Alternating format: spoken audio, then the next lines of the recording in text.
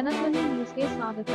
ಬಲಕುಂದಿ ಗ್ರಾಮ ಪಂಚಾಯತ್ ವ್ಯಾಪ್ತಿಯ ಈಶ್ವರನಗರದಲ್ಲಿ ಇಳಕಲ್ ಬ್ಲಾಕ್ ಕಾಂಗ್ರೆಸ್ ವತಿಯಿಂದ ನಡೆದ ಪ್ರಚಾರವು ಅದ್ದೂರಿಯಿಂದ ನೆರವೇರಿತು. ಈ ಸಂದರ್ಭದಲ್ಲಿ ಭಾರತೀಯ ರಾಷ್ಟ್ರೀಯ ಕಾಂಗ್ರೆಸ್ ಪಕ್ಷದ ಅಭ್ಯರ್ಥಿಯಾದ ವಿಜಯಾನಂದ ಎಸ್ ಕಾಶಪ್ಪನವರಿಗೆ ಪುಷ್ಪವೃಷ್ಟಿ ಮೂಲಕ ಸಾವಿರಾರು ಕಾರ್ಯಕರ್ತರು ಅತಿ ಉತ್ಸಾಹದಿಂದ ಸ್ವಾಗತಿಸಿದರು.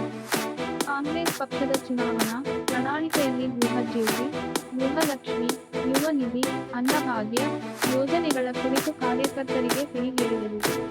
ಈ ಸಂದರ್ಭದಲ್ಲಿ ಕೆಪಿಸಿಸಿ ಸದಸ್ಯರಾದ ಶಾಂತಕುಮಾರ್ ಸುರಪು, ಜಿಲ್ಲಾ ಕಾಂಗ್ರೆಸ್ ಉಪಾಧ್ಯಕ್ಷರಾದ ವೆಂಕಟೇಶ್ ಸಾಕ, ರಾಥೋಡ್ ಬ್ಲಾಕ್ ಕಾಂಗ್ರೆಸ್ ಅಧ್ಯಕ್ಷರಾದ ಅಬ್ದುಲ್ ರಜಾಕ್ ತಟಗ, ಜಿಲ್ಲಾ ಪಂಚಾಯತ್ ಮಾಜಿ ಅಧ್ಯಕ್ಷರಾದ ಹನುಮಂತಪ್ಪ ರಾಥೋಡ್, ಮಾಜಿ ಜಿಲ್ಲಾ ಪಂಚಾಯತ್ ಸದಸ್ಯರಾದ ಮಹಾಂತೇಶ ನರಗುಂದ, ಮುತ್ತು ಜಾಧವ್, ಕೃಷ್ಣ ರಾಥೋಡ್, ನಾಗರಾಜ್ ಪವಾರ್, ತಾಲೂಕಾ ಪಂಚಾಯತ್ ಸದಸ್ಯರಾದ ಹುಲ್ಲಪ್ಪ ಹಳ್ಳೂರ್, ಬಸವರಾಜ್ ಜಾಲಿಹಾಳ್, ಕಮಲಪ್ಪ, ಶರಣಪ್ಪ ಕಲಗಾವಿ, ಶರಣಪ್ಪ ನಾಯಕ, ವಿಠ್ಠಲ್ ಚವಹಾಣ್, ರಮಾ ನಾಯಕ್ ಸೇರಿದಂತೆ ಕಾಂಗ್ರೆಸ್ ಪಕ್ಷದ ಮುಖಂಡರು, ಕಾರ್ಯಕರ್ತರು ಉಪಸ್ಥಿತರಿದ್ದರು.